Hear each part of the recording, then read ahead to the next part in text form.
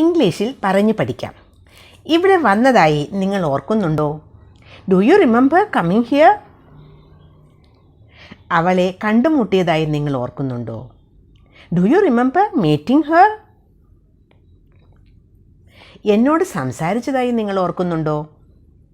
Do you remember talking to me? വളരെ ഈസിയായി എത്രയോ സെൻറ്റൻസസ് നമുക്ക് ഇങ്ങനെ ഉണ്ടാക്കാം. ഈ സെൻറ്റൻസസിൽ സ്ട്രക്ചർ ശ്രദ്ധിക്കൂ. Do you remember plus ING form of the verb. First സെൻറ്റൻസിൽ നമ്മൾ ഉപയോഗിച്ചത് കം പ്ലസ് ING. കം എന്ന വെർബിൻ്റെ കൂടെ ING ചേർത്തു കമ്മിങ് എന്നാക്കി. Second sentence meeting, meet plus ING. Third sentence talking, talk plus ING.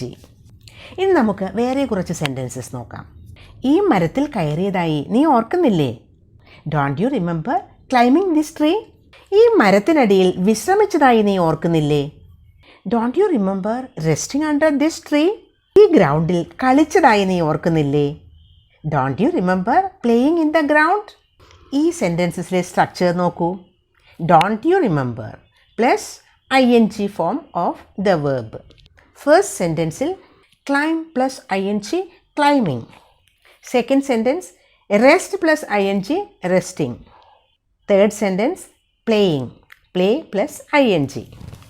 അപ്പോൾ ഇത്തരം സെൻറ്റൻസസ് ഉണ്ടാക്കി പ്രാക്ടീസ് ചെയ്യുക. ഒരു സെൻറ്റൻസ് എങ്കിലും കമൻറ്റ് ബോക്സിൽ എഴുതണം.